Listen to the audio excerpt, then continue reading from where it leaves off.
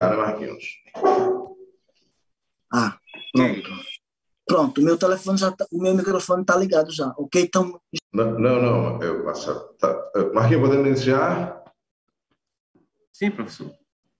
Bom dia a todos, bom dia a todas. Muito obrigado pela presença aqui dos nossos ilustres convidados e convidadas. Muito obrigado por vocês que estão nos acompanhando aí pela TV Câmara e também pelo YouTube da Câmara dos Vereadores da cidade de Aracaju.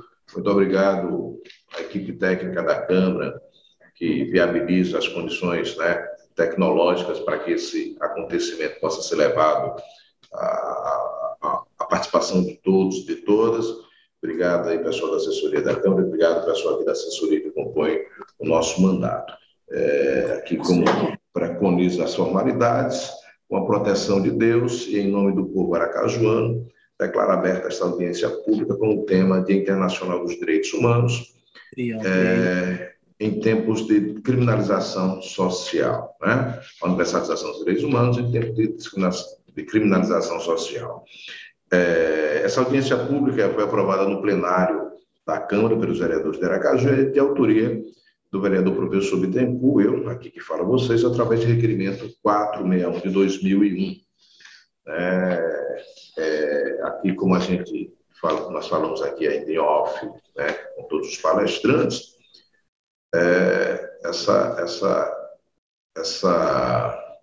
como é que eu tenho que ler aqui tudo aqui? Não, né? Caso o senhor queira. Não, necessidade não. Muito obrigado.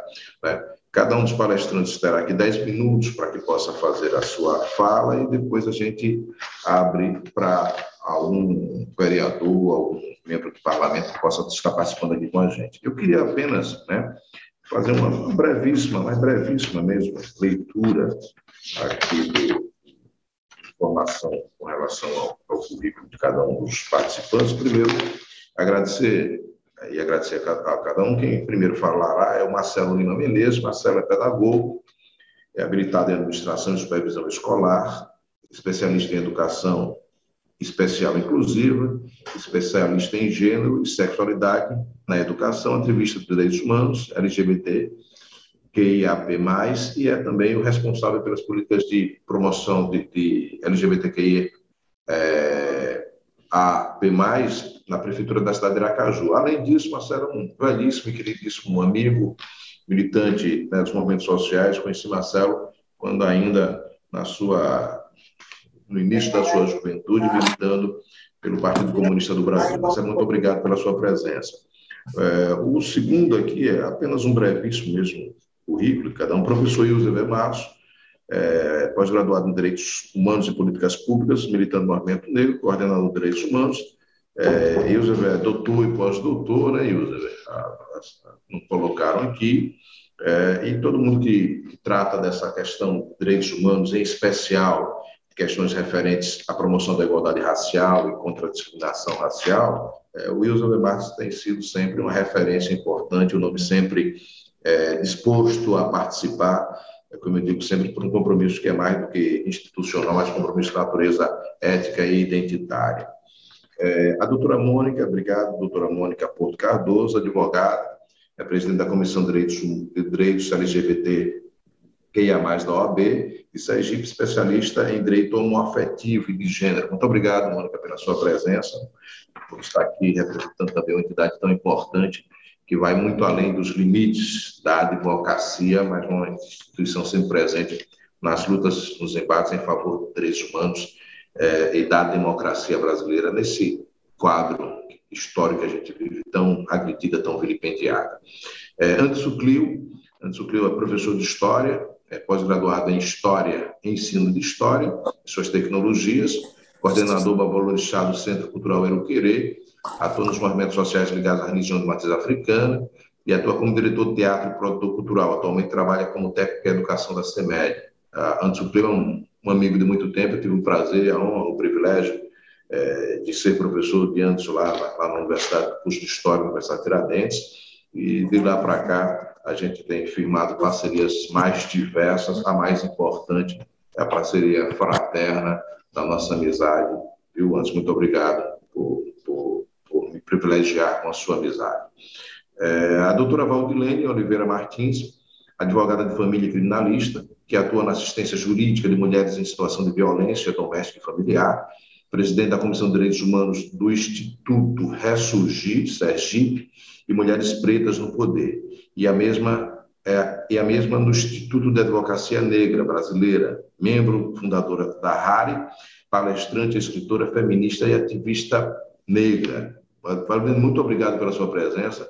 Valdilene é essa mulher completamente, né, integrada às lutas das mulheres e das mulheres negras, alguém muito consistente, contundente, radical, intransigente, como tem que ser na defesa de temáticas tão importantes, e que eu tive, por diversos momentos, o privilégio de estar ouvindo e de estar compartilhando alguns espaços, né, de fala, quando convidados fomos nós para tratar de algum tema. Portanto, queria também aqui registrar e agradecer a presença da professora Ângela Mello. Muito obrigado, professora, pela sua presença nessa audiência.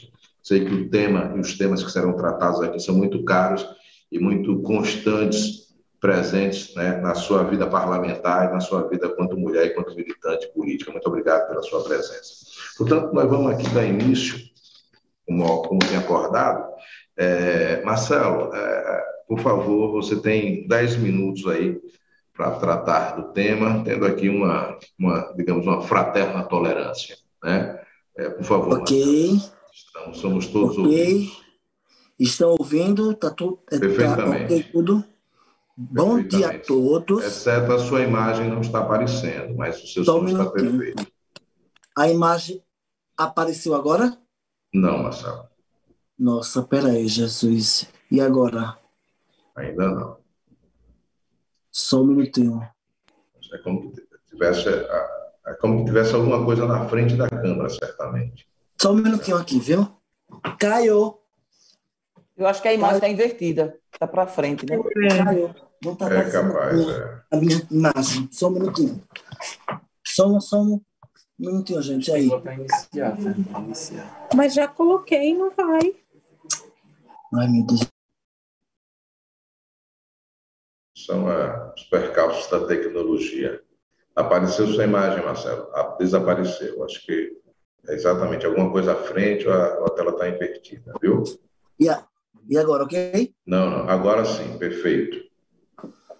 Bom dia a todos, todas e todos.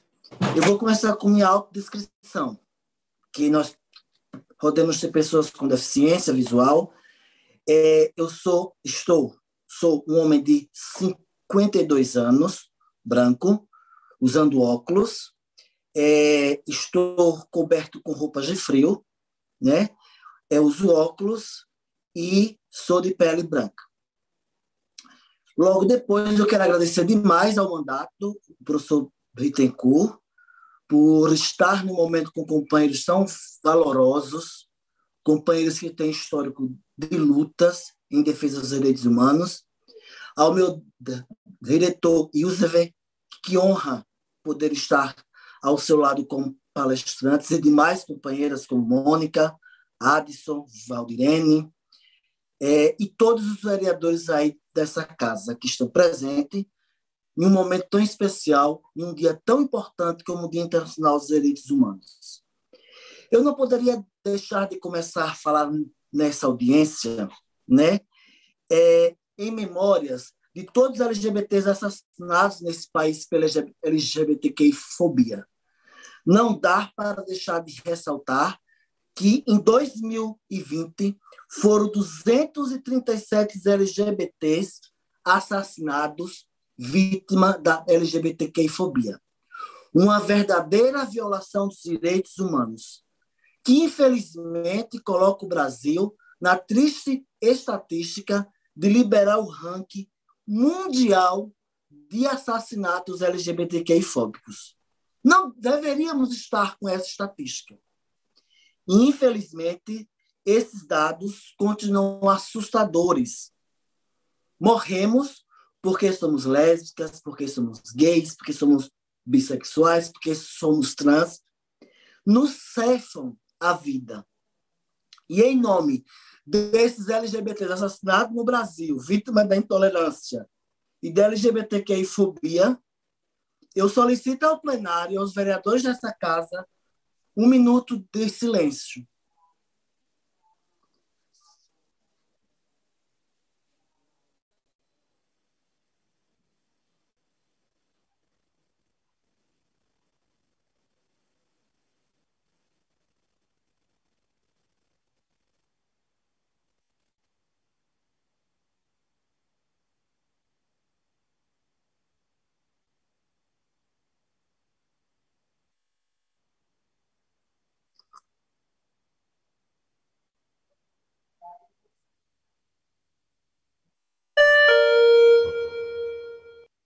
Bom, eu trouxe para essa audiência um panorâmica histórico da violação dos direitos humanos contra a vida do cidadão LGBTQIA. Quero voltar no tempo, quero voltar ao ano de 1895, quando o amor que não ousava em dizer o nome. Oscar Wilde, escritor inglês, é criminalizado e condenado por 2 anos de trabalho forçado por se relacionar com o filho de um aristocrata inglês, por ter seu envolvimento sexual. O juiz considerou a homossexualidade pior que um crime de estupro aliado ao assassinato. Quando se tange na violação dos direitos humanos, é importante a gente fazer algumas repercussões históricas, né? Que logo depois das execuções de LGBT do regime nazista na Segunda Guerra Mundial e pós-Segunda Guerra Mundial, começou a chamar a atenção do mundo contra essas violações de direitos humanos. Começou a perceber o quanto essa comunidade ainda sofria na tentativa de lhe tirar as vidas. E mesmo assim, apesar de todos esses anos, de todos esses avanços, de todos esses debates, de um país que criminalizou a LGBTQI-fobia, equiparando aquilo de racismo, ainda não se temos notícias e comprovação quem foi punido nesse país pela LGBTQI-fobia. Quem foi e quem está atrás das grades por violar os nossos direitos de ser quem somos. Continuamos sendo humilhados, massacrados, condenados, nos acusam de todas as piores das situações dentro da sociedade e continuamos a sofrer a violação e tirar as nossas vidas. A cada 2 dias, um homossexual, um LGBT, é assassinado no Brasil. Voltando a essa repercussão histórica também, nós não podemos lembrar da ditadura militar no Brasil nos anos 70, que muitos companheiros precisavam se reunir, participar de seus encontros de forma escondida. Apenas fazendo isso. Os encontros eram realizados em casas de LGBTs clandestinos, sem se chamar a atenção, porque a ditadura militar perseguia e matava LGBTs. Porém, do mesmo jeito que eram enfrentados essas violações, nós não podemos deixar de registrar a organização política do movimento nos anos 70, na cidade do Rio de Janeiro, quando se começou a surgir as primeiras organizações políticas em defesa da vida e contra a LGBTQI-fobia. Não podemos deixar de registrar nessa audiência que no Brasil, nos anos 70, começam as primeiras organizações políticas em defesa da vida e no combate à LGBTQI-fobia. Por incrível que pareça, nos anos 70, através de LGBTs que se agregavam em igrejas católicas, surgiu a primeira organização de luta, mesmo sem um cunho político, no bairro de Siqueira Campos. Apesar de ainda não ter um cunho do ponto de vista de organização institucional, mas lá veio a se firmar. Nesse período, na luta pela vida e pelos direitos humanos dessa população, o Estado de Sergipe tem o dever político de resgatar que companheiros como o Wellington Andrade e demais companheiros que ajudou a organização política do movimento LGBT nos anos 70 e nos anos 80, surge a inspiração de todos esses movimentos hoje que existem em defesa dos direitos humanos, Grupo Diálogo Gay de Sergipe, onde eu tive, como militante de direitos humanos, a honra de ter feito parte e de ter construído essa luta pelos direitos humanos da população LGBTQIA+, que ainda continua sendo massacrada. Nós não podemos deixar de ressaltar, professor Bittencourt, que nessa casa, na Câmara de Vereadores de Aracaju, temos projetos importantes de lutas que deu visibilidade à comunidade LGBT, onde nós, ativistas dos anos 80, estivemos presentes em grandes lutas. Aprovamos projetos de lutas, de direitos humanos, aprovamos projeto de combate à LGBTQ-fobia. Eu mesmo estive nessa importante casa para fazer a defesa de diversos projetos da luta pelos direitos humanos. Essa audiência, professor Bittencourt, comprova a importância política que tem essa casa para a nossa comunidade. É importante ter negro, é importante ter mulheres, professora Ângela, é importante ter uma trans nessa casa do nosso segmento, é importante ter mais vereadores, não importa a cor, as convicções ideológicas, os direitos humanos, eles são universais. Mas também temos que ressaltar que essa universalidade dos direitos humanos, elas não são respeitadas diante da sociedade quando se criminaliza os movimentos sociais, quando se criminaliza as instituições que pautam a luta pelos direitos humanos. E hoje, a atual conjuntura do Brasil é uma conjuntura trágica e triste de violações de direitos humanos, de perseguição às instituições que defendem a pauta LGBT, de perseguições às ONGs de defesa das pessoas trans. Nós vivemos um quadro caótico no Brasil, onde a universalidade, a indivisibilidade, o respeito à pauta de todos os grupos socialmente discriminados, elas são violadas de uma forma universal, diante da onda de conservadorismo que vivemos no mundo e no Brasil. Quero concluir a minha fala, nesse momento, a conclamar a todos os parlamentares, a toda a sociedade brasileira, a todas as pessoas que estão me ouvindo, direitos humanos, eles são universal. E é permanente a educação de um povo que não compreende a complexidade e a universalidade dos direitos humanos não tem a compreensão do amor à vida.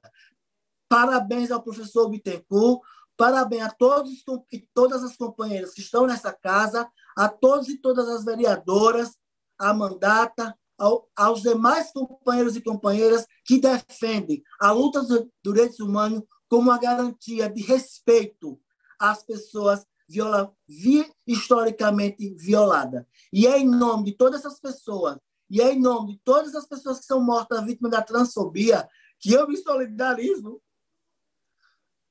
em nome dos meus companheiros que foram assassinados nesse Brasil, vítimas da LGBTQI-fobia e da falta de respeito. Parabéns, professor Bittencourt, parabéns a todos os companheiros de um momento tão importante que o senhor traz, professor, a educação dos direitos humanos como uma fonte de vida de respeito às nós que fazemos parte de um grupo socialmente discriminados e que somos colocados ainda como cidadãos de segunda categoria. Muito obrigado.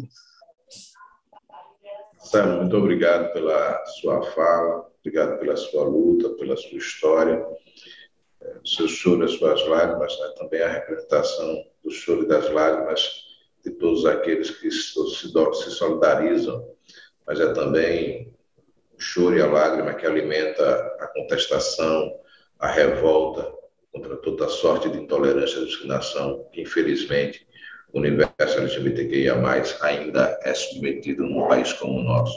As informações que você coloca aqui, que a cada 2 dias um assassinato é realizado no Brasil, que nós lideramos essa infeliz estatística, é algo que para nós é muito aterrador, e só a educação e só a luta pode ser um instrumento para aplacar essa violência iníqua. Muito obrigado pela sua fala, muito obrigado pela sua história, muito obrigado pelo que você é. Eu queria também aqui registrar a presença da vereadora Linda Brasil. Muito obrigado, Linda, pela sua presença. Me permita todas as demais vereadoras e todos os demais vereadores, mas Linda Brasil e professora Ângela representam o que há de mais legítimo, mais radical, mais contundente, mais fiel no que diz respeito à luta transigente em favor dos direitos das mulheres, dos negros, das pessoas do universo LGBTQI, das pessoas privadas historicamente, vilipendiadas historicamente, os seus direitos. Portanto, eu tenho todas as oportunidades que tenho de reafirmar o meu respeito e, às vezes, as nossas divergências fraternas, mas a absoluta, inequívoca, né, certeza de que os ideais que as senhoras defendem são também os meus ideais e que nós somos parceiros numa luta que, historicamente, haveremos de vencer. Queria também registrar aqui a presença, há pouco, aqui do Fabiano Oliveira, essa figura muito querida, humana, esse empresário ousado do universo do entretenimento, que tem cada vez mais se demonstrado um parceiro naquela casa parlamentar, no sentido de construir consenso. Portanto, Fabiano, muito obrigado aí pela sua presença também.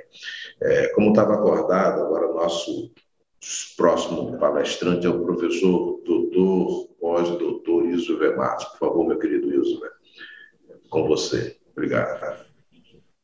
Bom dia a todas as pessoas.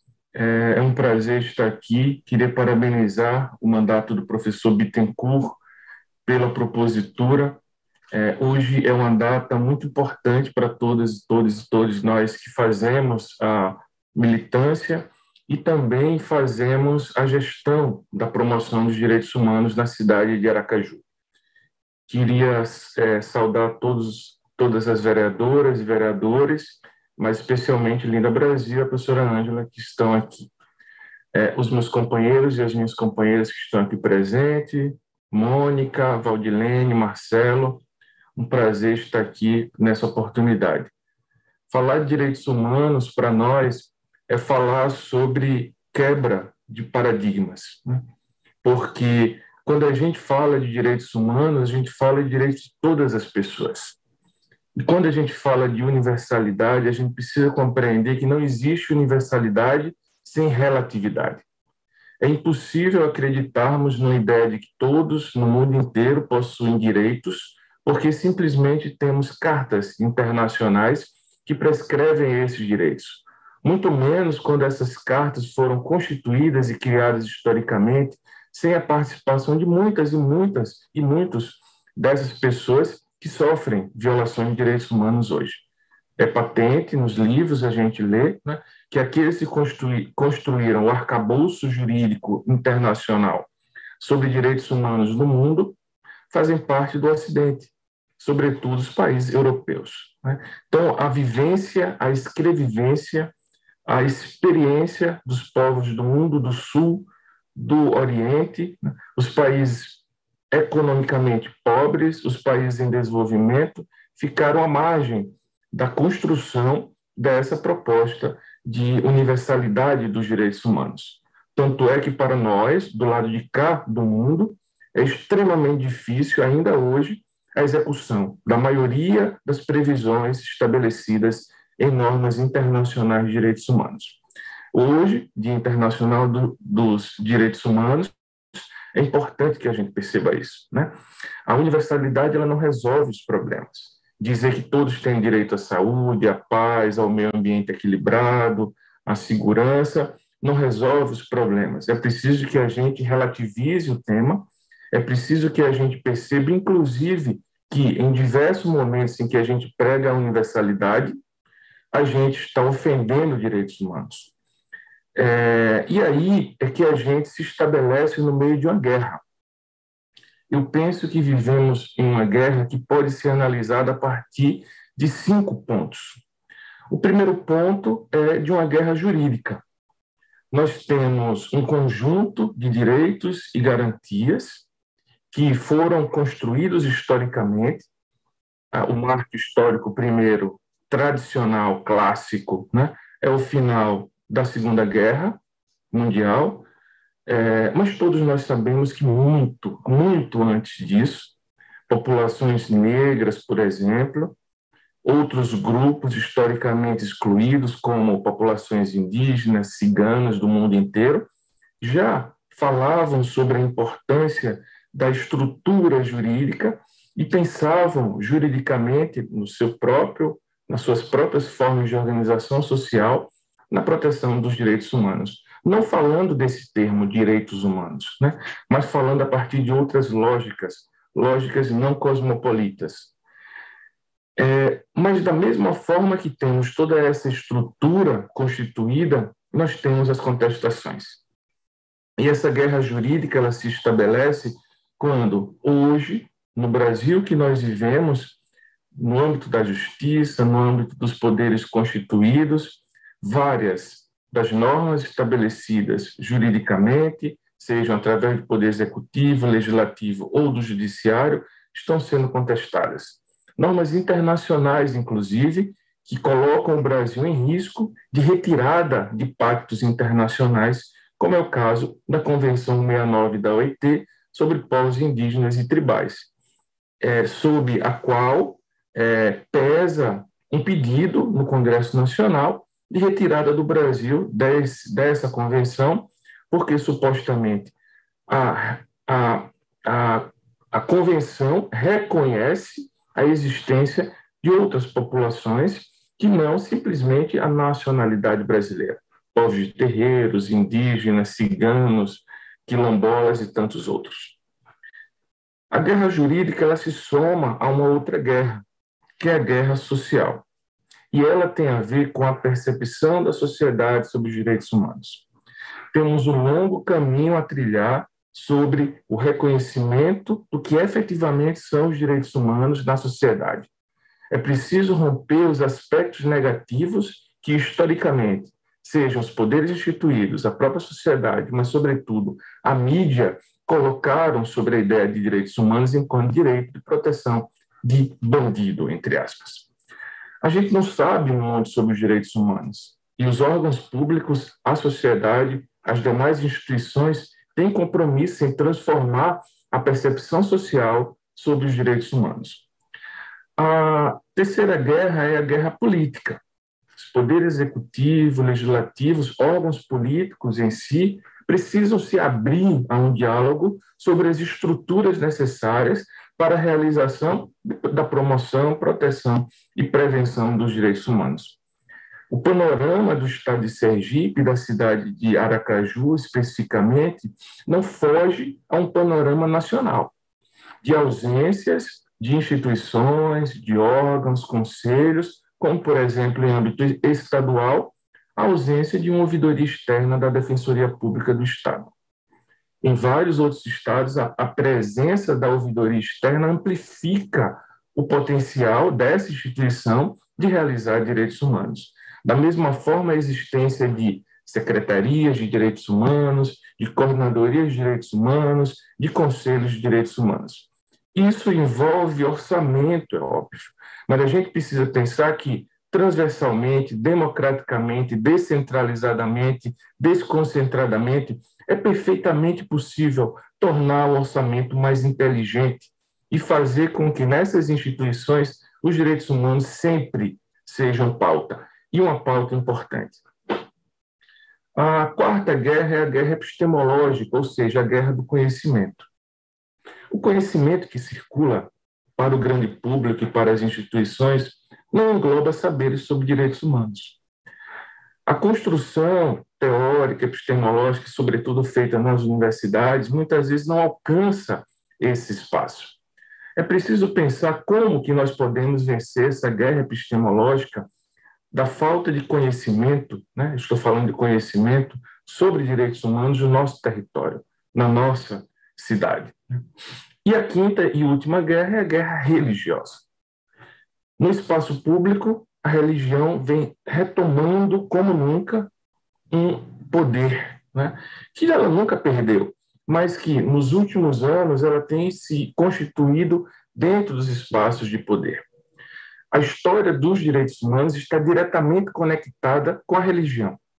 Foi a ideia de que todos são filhos de Deus que fez com que os direitos humanos se tornassem uma pauta importante trazida pelos movimentos religiosos para a luta social.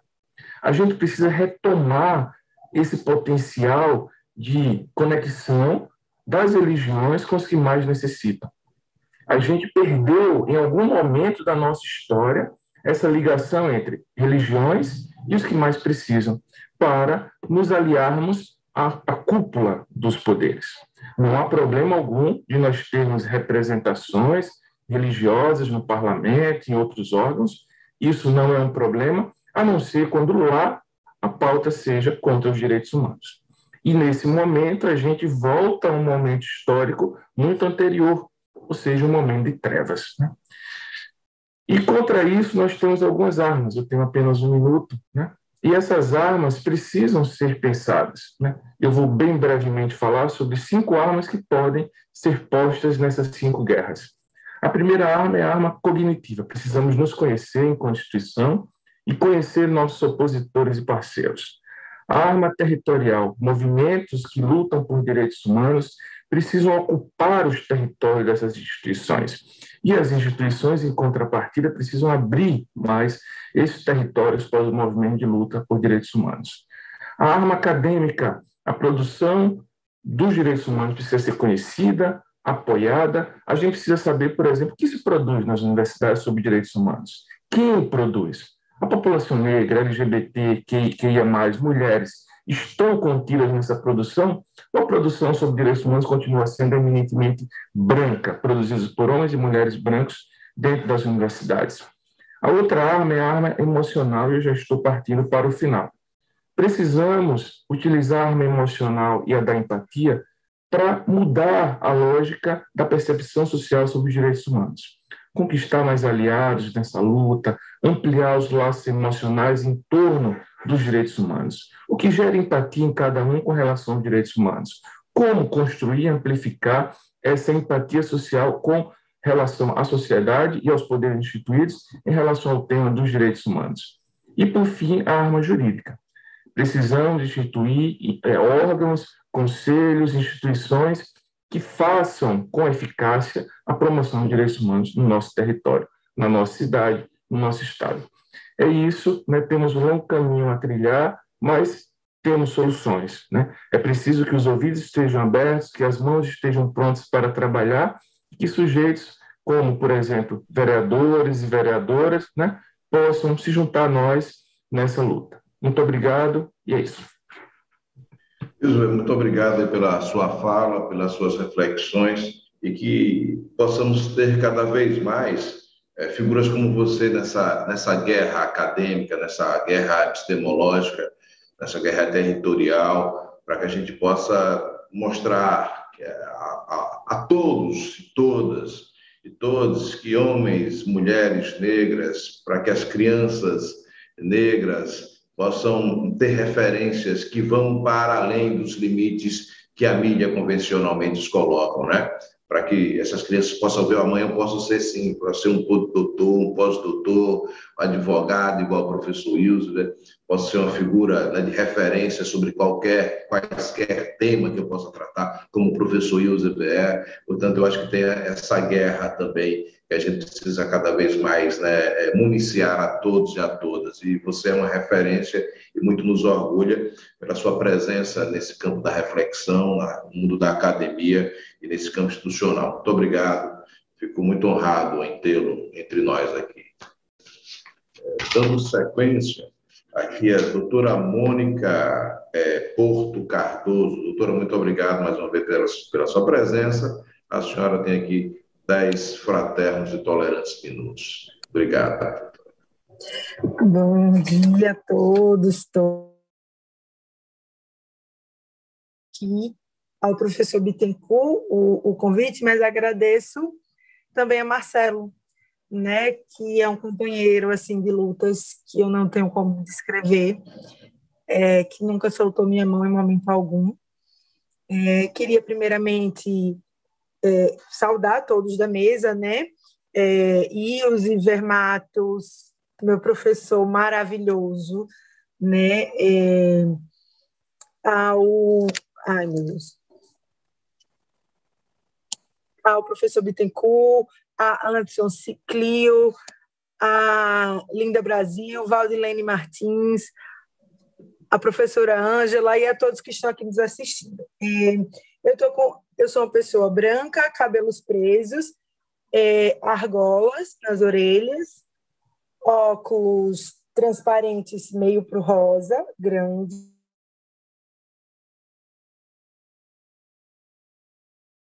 e uma blusa. Esses bichinhos não são algo de, botei essa blusa, não. Tem uma razão. Por quê? Direitos humanos também são direitos da criança e do adolescente, né? E como sabem, minha pauta é LGBTQIAP+. Eu sou uma pessoa intersexo e bebês intersexo aqui no Brasil, com autorização do Conselho Federal de Medicina, não posso usar a palavra mutilação, pois estou sendo processada, mas usarei a palavra cirurgiados, que eu não concordo, mas é o que me autorizam falar. Os bebês são cirurgiados em cirurgias que são irreversíveis para terem genitálias que estão dentro do padrão social. Olhem que violação de direitos humanos, né? E isso nós temos autorização pelo Conselho Federal de Medicina. Muitas vezes, eu estou, inclusive, com 2 processos de pessoas que a gente pode conseguir não dar em nada, porque já se passou muito tempo, só que só descobriu agora que esses homens, que hoje são considerados homens trans, que são pessoas intersexo, na realidade nasceram com micropênis, todas as gônadas, tudo certinho da genitália do órgão sexual masculino. Mas, como eram micropênis, na época, faziam a questão da medição da régua e fizeram a vagina. E fizeram um furo vaginal nessas crianças, furos vaginais nessas crianças. Sabe para que serve um tubo vaginal? É para penetração. Crianças não são penetradas. Não são. Para que se fazer tubos vaginais em bebês?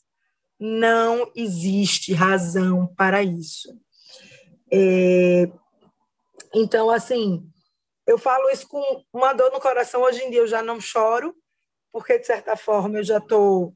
É horrível dizer isso, mas foram 3 longos anos trabalhando diretamente com isso e é algo, infelizmente, rotineiro, que a gente está lutando veementemente para mudar, mas, felizmente, na realidade, se existiu uma carta da ONU na Conferência de 2020, né, onde quase todos os países do mundo assinaram para a proteção dos corpos intersexos. 3 países não foram signatários. Quais foram esses 3 países? Arábia Saudita, Brasil e o outro eu não me recordo. Mas o Brasil não assinou. O Brasil não assinou uma questão que é para proteção do corpo. A nossa Constituição prevê a questão do direito à personalidade e prevê também a autonomia do corpo. Nós compreendemos que as crianças são sujeitos de direito, né? Os direitos humanos vão agregar várias coisas. As crianças são sujeitos de direito. Os pais estão ali para resguardar os direitos das crianças e não retirá-los. Como nós temos uma resolução do Conselho Federal de Medicina que autoriza fazer essas cirurgias irreversíveis, desde que com a autorização dos pais. Os pais não podem retirar os direitos daquelas crianças. Isso é totalmente errado, né? Aqui no Brasil, a gente tem a Associação Brasileira de Pessoas Intersexo, que eu tenho o orgulho de dizer que eu sou uma das advogadas.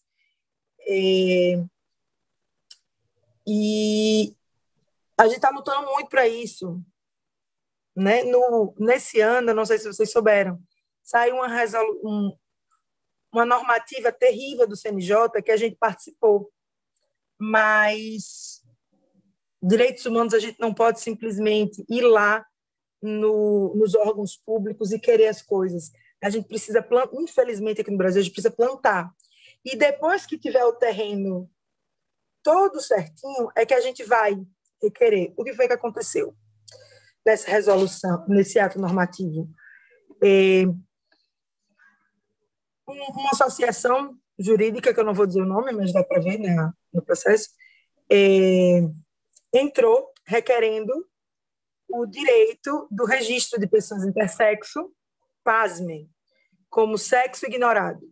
A gente lutou muito, mas, infelizmente, hoje em dia, crianças que nascem com a genitália ambígua são registradas com sexo ignorado, porém, os pais precisam autorizar.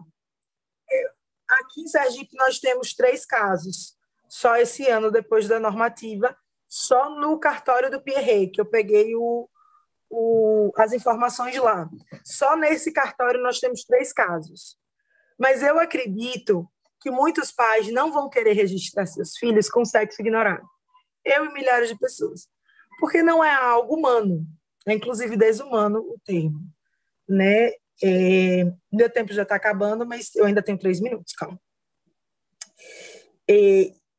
Falando disso, eu queria puxar também pela questão de que nós estamos vivendo, essa questão do social, nós estamos vivendo tempos muito, vou ser boazinha, complicados. Em 2018, após o segundo turno, eu estava comendo uma acarajé com um amigo meu. E uma pessoa que a gente sempre ia no mesmo lugar, um outro cliente de lá, que a gente sempre se encontrava e conversava, chegou para mim e falou, sabia que eu era advogado de direito LGBT, chegou para mim e falou, agora, depois do resultado das eleições, eu tenho que me conter porque dá vontade de chorar. Minha sobrinha, uma adolescente de 17 anos, teve os cabelos cortados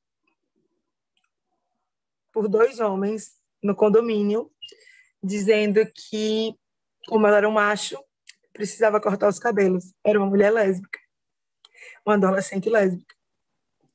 Então, eu acho que essas coisas a gente precisa compreender que são os direitos humanos também.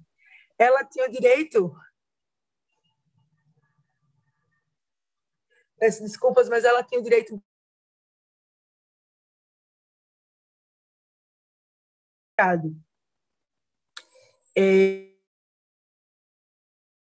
E eu compreendo de denunciar porque os 2 homens moravam no mesmo condomínio que ela. E ela tinha medo, porque quando cortaram os cabelos, falaram que agora ia ser diferente. Né? E a gente realmente está vendo a coisa está diferente. E a gente está vendo, eu não sou... O professor Bittencourt já falou que eu estou como presidente da Comissão de Direito LGBTQIA+, aqui da OAB Sergipe. No entanto, nós tivemos outro passo, outro retrocesso nos direitos humanos dentro da OAB, ainda tem 1 minuto, dentro da OAB, que foi a OAB Nacional, instaurou a comissão, né, dos cristãos. Nós já temos a Comissão de Liberdade Religiosa. Essa comissão de cristãos está colocando os cristãos acima das outras religiões, isso não pode. Então, já é mais um retrocesso.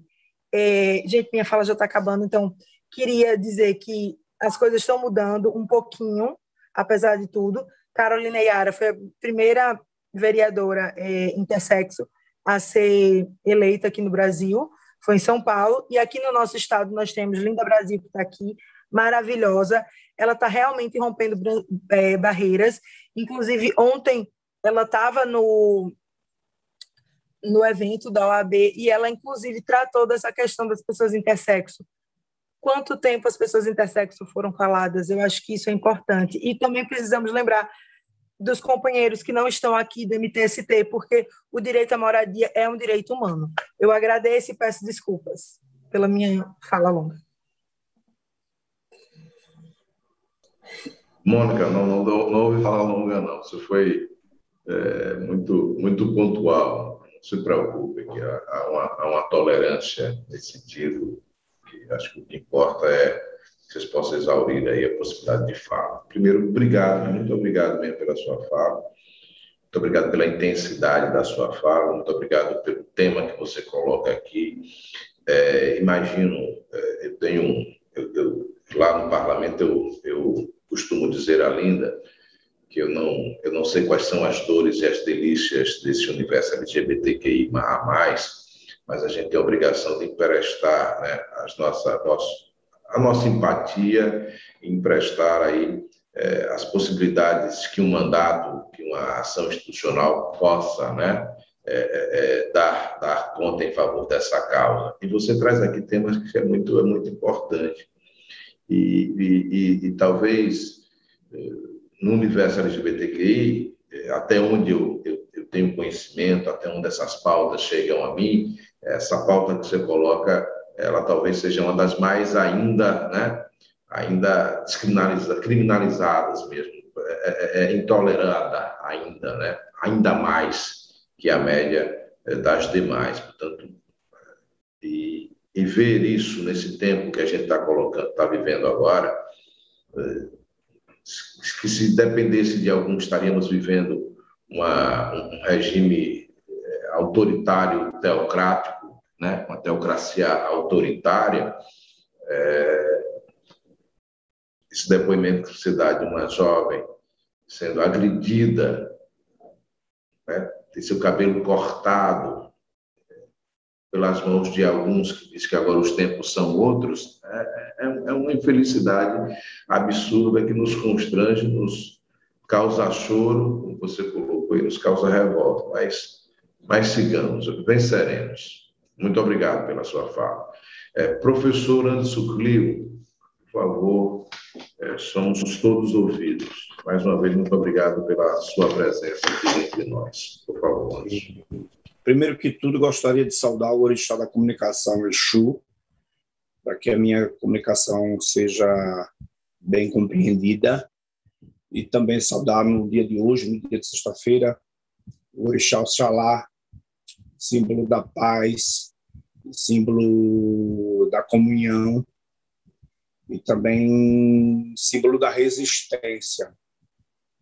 Eu quero saudar o professor Bittencourt, agradecer pelo convite, agradecer pela parceria desses anos todos, dizer que também me honra muito ter o senhor como representante do povo negro aí na Câmara dos Vereadores, e saiba que a recíproca em relação à nossa amizade ela é verdadeira.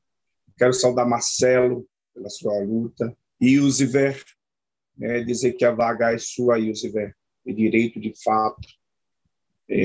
Considero você um dos maiores representantes da luta dos direitos humanos em Sergipe. A Mônica me emocionei muito com sua fala. A gente precisa conhecer mais sobre esses universos para poder compreender mais. A incansável Valdilênia, que eu conheço e chamo como Val, que é uma das maiores guerreiras e defensoras na questão da luta das mulheres.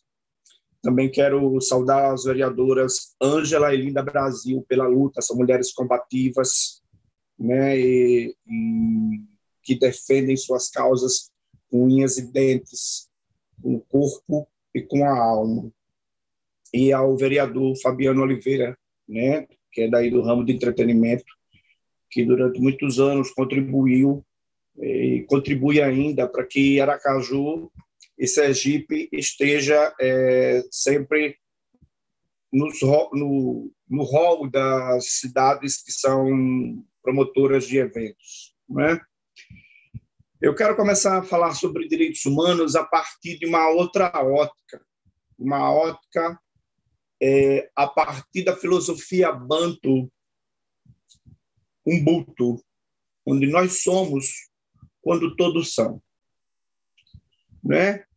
Essa filosofia afro-africana, ela contribuiu muito, inclusive na África do Sul, com Nelson Mandela e Desmond Tutu, para a quebra e a destruição do apartheid na África, que separava brancos e negros. Quero também dizer o seguinte, desde Ciro, lá quando ele liberta os escravos, passando pelos princípios iluministas burgueses, liberdade, igualdade e fraternidade, né? As primeiras concepções dos direitos humanos na Inglaterra, indo para a América e na Segunda Guerra e após a Segunda Guerra Mundial, em 1948, em 10 de dezembro de 1948, em Paris, quando definitivamente os direitos humanos se tornam, de fato, como se fosse uma espécie de Constituição Universal, onde muitos países assinam. São 193 membros, países em todos os cantos do mundo. Se nós compreendêssemos essa perspectiva Ubuntu, no sentido de valorizar a coletividade e, ao mesmo tempo, valorizar o indivíduo dentro dessa coletividade, que todos pudessem ter voz e vez, com certeza o mundo seria bem melhor. Com certeza estaríamos em um outro momento.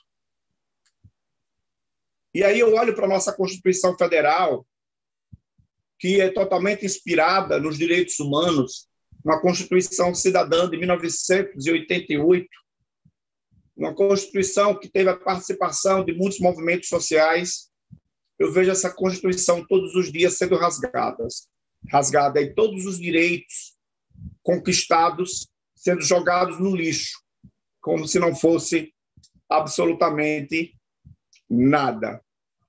Isso fala muito sobre que condição os direitos humanos no nosso país se encontra. Retrocedemos bastante, mas também resistimos. A filosofia Ubuntu também traz essa resistência, essa capacidade de resistirmos e de transformarmos o mundo coletivamente, unificando as nossas bandeiras de luta, LGBTQI+, povos de terreiros, movimentos negros, movimentos sem terra, movimentos sem moradia, índios, ciganos e outros povos e grupos. Estamos vivendo, é bem verdade, um momento muito doloroso, porque nós vimos no nosso país, nitidamente diante dos nossos olhos, a morte de mais de 600 mil pessoas vítimas da Covid-19 por negligência. Vou usar a palavra negligência para não usar outras palavras aqui, por parte do governo federal. E isso atingiu a todos, todas e todos no território nacional. E fico pensando, até quando isso vai continuar? Até quando a supremacia branca, o pensamento cristão fanático vai estar dominando mentes e corações no nosso país? Até quando? Até quando, em nome da Constituição Federal, em vez de se proteger a vida e defender a vida, já que assinamos um tratado internacional na Organização Nacional, na ONU, essa Organização Internacional de Respaldo Internacional, até quando nós vamos assistir isso de maneira passiva? É preciso que a gente tome ciência E preciso que a gente tome posição diante disso. Quero aqui também falar com relação aos povos de terreiros. Os povos de terreiro, nós, comunidade de terreiro, já estamos sofrendo há muito tempo um sofrimento que é contínuo. Para você ter uma ideia, no Rio de Janeiro, 948 denúncias foram feitas sobre intolerância religiosa. Dessa, 91 foi dos povos de matrizes africanas. Terreiros são fechados, pessoas são agredidas, tambores são levados dos seus terreiros, e Sergipe também não foge à regra. E isso mostra um avanço de um fanatismo muito grande. Isso somado a um país que não privilegia a educação e o conhecimento, isso é uma bomba relógio, que pode, no futuro, se não tomarmos as providências adequadas no âmbito legal, no âmbito da lei, se tornar uma guerra religiosa, perigosa e nefasta para todos nós. A filosofia Ubuntu nos traz essa capacidade de entendermos o outro como diferente, mas também como igual, porque partilham das mesmas dores, dos mesmos sofrimentos, das mesmas angústias, em momentos e situações diferentes. Quero também aproveitar esse meu momento e fazer um pedido. O bairro Paraíso do Sul tem sofrido muito com a falta d'água. E aí, professor Bittencourt, eu quero estender os meus agradecimentos ao senhor e ao esforço que o senhor tem feito para nos ajudar. As ruas A13, A12, A11, 34, 35, 36, 89, 90, 8 ruas estão sofrendo com a falta d'água. E eu peço encarecidamente a DESO que, por favor, atenda ao apelo desse povo, que inclusive agora está nos assistindo. Que é inconcebível eu falar de direitos humanos, a gente falar de direitos humanos e não tocar nenhum dos princípios básicos para a vida humana, necessários para a vida humana, que é a água. Trabalhadores e trabalhadoras ficam até tarde da noite tentando tirar água do meio da rua em um cano pequeno. A disputa por água já chegou nessa localidade, dos que têm e dos que não têm. Então, eu peço a DESO que dê um retorno à comunidade do Paraíso do Sul, aos moradores dessas ruas, porque também isso é direito humano, direito à dignidade humana. E eu, como membro das religiões de matriz africana, tendo Oxum e Iemanjá, dentre outras divindades femininas do panteão dos orixás, não posso deixar de me furtar a essa luta junto com essa comunidade. Agradecer o convite do professor Bittencourt mais uma vez, agradecer a parceria, agradecer a solidariedade que o senhor tem prestado à comunidade do Paraíso do Sul, sempre que pode nos atender e nos ouvir, e dizer que a luta dos direitos humanos, ela só é válida, ela só é eficiente quando existem políticas públicas que atendam ao povo de maneira geral. Minha gratidão, saúdo a todos, com muita força e muito axé na nossa caminhada. Anderson, muito obrigado pela sua fala, muito obrigado aí pela sua luta, pela sua reflexão, pelo seu compromisso com causas tão importantes. Quem tiver a oportunidade de conhecer ali o Centro Eruquerê, que Anderson dirige, é uma grande oportunidade de entender um pouco mais, para além do discurso, como diria o querido Vladimir Lenin, o critério da verdade é a prática. E essa fala do Anderson se manifesta na prática cotidiana, em especial nas ações do seu Centro Eruquerê. Uma casa que acolhe, como todas as casas de terreiro, que abraça, que não pergunta os porquês, mas que está ali de braços e corações abertos no sentido de dar o melhor de si, de buscar o melhor de cada um que é acolhido naquela casa. Portanto, minha alegria, e sempre que tenho oportunidade, tenho dito pessoalmente a você quanto você cresceu quanto ser humano e quanto cada vez mais tenho fortalecido a minha admiração, em especial pela sua conduta prática de poder conciliar e casar tanto o seu discurso com a sua praxis, né? Digamos assim, sendo marxista, a sua praxis revolucionária, a perspectiva de mudar a vida das pessoas. São 256 famílias assistidas pelo Centro Cultural Eruquerê.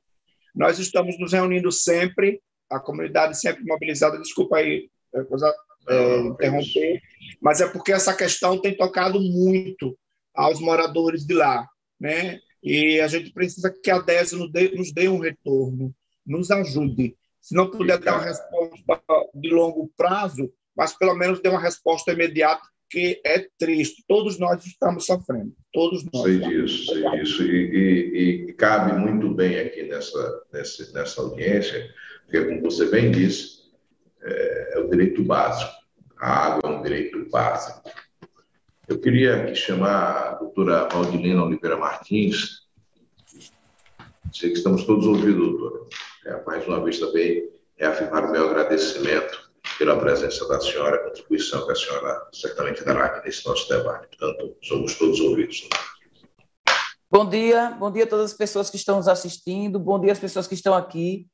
Quero saudar todos e todas, na pessoa da professora Ângela, uma querida maravilhosa, não esquecendo das demais, né? E, professor Bittencourt, agradecer o convite, né? A honra de estar aqui no meio de vocês, porque eu acho que quando a gente tem esses encontros, sabe, a gente se fortalece muito. É uma energia muito positiva, independente de ser presencial ou online, que a gente...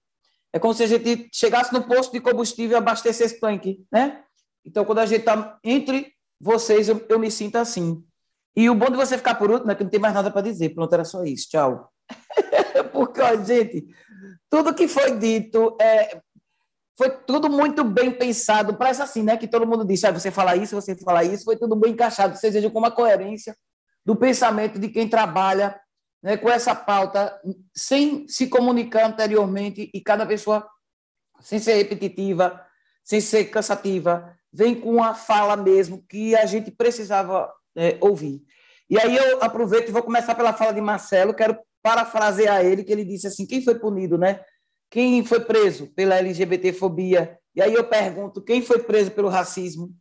Quem vocês já viram cumprindo pena pelo racismo? Né? E a injúria racial está sempre aí para pegar mais leve com quem é racista, e as pessoas sempre têm um jeito de sair pela culatra, porque nós vivemos num país que tem um excesso de leis que, por seu excesso, as tornam inefetivas, né? Isso o uso é. Então, sem efetividade, são leis que vêm, que a população não tem conhecimento, não há uma divulgação, é como se fosse assim, o problema é esse, toma uma lei, o problema é aquele, toma uma lei. Não se acompanha o cumprimento, não se fiscaliza a efetividade, não se divulga, as pessoas não sabem os direitos que têm. A gente sabe de todos esses índices, e eu quero pedir a vocês a oportunidade de me restringir aos direitos humanos das mulheres negras. Porque todos os direitos humanos já foram falados aí, todo mundo sabe que direitos humanos cabem a todas as pessoas, a todos os seres humanos, apesar de que muita gente ainda não sabe que os direitos humanos também são direitos das mulheres, né? Isso é uma descoberta recente, praticamente. E aí a gente tem que... Sabe esses índices, né? Eu estou com os índices aqui, olha. O Anuário de Violência na Segurança Pública do ano passado, 2020, trouxe 1.350 feminicídios, onde 61,8% dessas mulheres eram negras. A mulher negra é a que sofre mais violência obstétrica, que morre mais no parto, é a que tem menos acesso à saúde, à educação, à moradia, ao trabalho, a uma vida digna. Enquanto a mulher da pele mais clara luta pelos direitos, nós lutamos pelo direito de existir. O direito de existir, de sermos consideradas seres humanos. Né? Essa história de empoderamento, as pessoas não entendem o que é empoderamento. O empoderamento não acontece de forma individual. Não existe Mônica empoderada e Valdilene sem ser empoderada. Não existe Ângela empoderada e Linda sem ser empoderada. O empoderamento, ou ele acontece de forma coletiva, através de uma mudança de comportamento social, inclusive do homem, ou ele não vai acontecer nunca. Agora, nós podemos encorajar uma a uma, porque o encorajamento, ele é, sim, individual. E é isso que a gente precisa fazer. Quando a gente sobe e puxa a outra, a gente está falando do encorajamento. É dizer a essas mulheres que vocês podem, que nós podemos. É difícil, tem falhas no sistema, muitas não acreditam no sistema, sim. Principalmente quando é a mulher pobre, negra, que mora longe, que não tem com quem deixar as crianças, que não tem acesso a nada, que é a mais marginalizada, é a que mais está nos presídios, em decorrência do tráfico de droga por associação a um ex-companheiro, a um marido, a um irmão, a um filho, a um pai, sempre por conta de alguma terceira pessoa. Então, é muito difícil, sabe, quando a gente fala de direitos humanos, e as pessoas não entendem, como o Ilse bem disse, a gente sabe muito pouco sobre direitos humanos, mas isso é proposital. Isso é proposital. Essa deturpação do que é direito humano, do conceito de direitos humanos, é proposital, porque nada mais fácil de comandar uma população leiga e ignorante que a fonte de estudo é o WhatsApp. Não tem nada mais fácil, no mundo do que isso. Então, o que é que a gente tem que fazer? A gente tem que ser mais íntima. Nós temos que ter mais intimidade com os direitos humanos e fazer com que as pessoas que estão ao nosso entorno passem a ter essa intimidade. A gente tem que trabalhar para que os direitos humanos comecem a ser estudados desde o ensino fundamental. Desde o ensino fundamental na concepção e no entendimento da criança, e no ensino fundamental maior de uma forma mais técnica, claro que dentro do entendimento, para que aquelas crianças já não sejam alvo de alienação, para que elas entendam que direitos humanos não é para humanos direitos, até porque esses humanos direitos, entre aspas, depois a gente vê as bombas estourando aí, desses humanos direitos, entre aspas. Então, os direitos humanos é para qualquer ser humano que pode ter esses direitos humanos flexibilizados no sentido de ter cesseado algum deles em decorrência de um crime, a liberdade, em decorrência de alguma coisa, mas que eles não podem ser extintos, porque nós não estamos vivendo na Idade das Trevas, não vamos voltar para a Idade das Trevas. Nós já tivemos uma época onde a religião trabalhava junto com o Estado, e o nome dessa época é a Idade das Trevas, nós não vamos voltar mais para ela. Como o Wilson bem botou, não podemos deixar essa retomada de poder que ficou um pouco flexibilizado da religião junto ao Estado, a gente não pode flexibilizar, porque eu particularmente não entendo quando foi que a religião de uma pessoa e a sexualidade dela se tornaram pautas públicas. Eu não entendo porque esses dois assuntos se tornaram pautas públicas.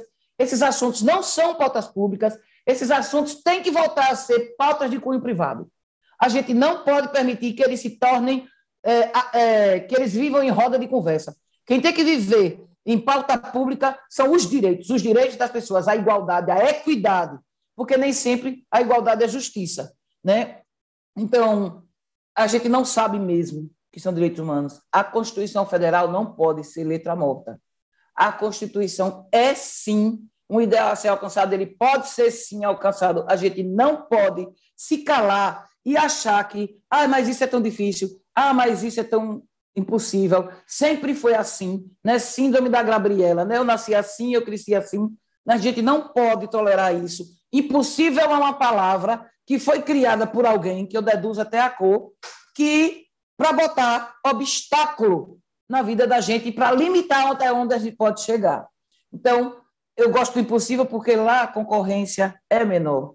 E a gente tem que buscar esses lugares. É fácil de fazer? Não é. Mas fácil de fazer só tem miojo. Então, a gente tem que correr atrás mesmo. Colocar essas crianças. Criança não é o futuro de nada. Criança é o presente. Criança está aqui agora. Eduquem suas crianças para serem cidadãs e cidadãos desde cedo, para fazer a diferença no mundo desde já. Nós sabemos esses índices, nós sabemos as estatísticas, nós sabemos quem morre, nós sabemos também quem mata e quais são as frases e palavras que estimulam esses assassinatos. Então, a gente tem que saber o que é que eu vou fazer com esses dados e com essa informação. políticas públicas. A vereança está aí, e aqui eu chamo a atenção de todas e de todos vocês para a responsabilidade que a vereança tem. O legislativo tem muita responsabilidade em todos os âmbitos, mas o legislativo municipal, ele é muito mais responsável, no meu ponto de vista, porque é nas cidades que nós vivemos e é o primeiro lugar onde a gente busca a nossa ajuda em qualquer coisa que você sofra. Quando você tem qualquer direito violado, você vai buscar logo ajuda no município. E se o município não tiver uma estrutura, né, uma estrutura confiável, uma estrutura segura, pelo menos tentar ter, a gente nunca vai conseguir melhorar nada, né? Então, a responsabilidade da vereança é grande, nós precisamos eleger mais mulheres, nós temos hoje em Sergipe 805 cadeiras na vereança, apenas 134 ocupadas por mulheres. Não adianta você eleger uma mulher para uma Câmara que tem 11 cadeiras, não adianta você eleger apenas 3, 4 mulheres para uma Câmara que tem 24 cadeiras, porque a tendência é que o voto, elas têm voz? Tem voto? Tem. Mas a tendência é que, pelo sistema, pela estrutura, elas vão ser sempre voto vencido e pautas desprezadas. A gente sabe que, na realidade, muitas mulheres estão lutando para que isso não aconteça, mas é isso que ainda está aí. Muitas mulheres não têm nem percepção, né, do que fazer numa cadeira dessa, do legislativo ou no executivo, que poucas chegam, e a gente tem que eleger mais mulheres, temos que lutar para que essa cota de 30% de gênero seja para efetiva condição de assumir, para que seja efetivamente para assumir e não apenas para se candidatar. Porque quando uma mulher entra na política, a política pode mudar ela, mas quando muitas mulheres entram na política, a política é mudada, porque isso é simplesmente estudo científico, não sou eu que estou dizendo, é pesquisa, onde mais mulheres estão à frente nas cadeiras, nas esferas de poder, o índice de corrupção é menor. E nós precisamos fazer esse chamamento aos homens, sobretudo,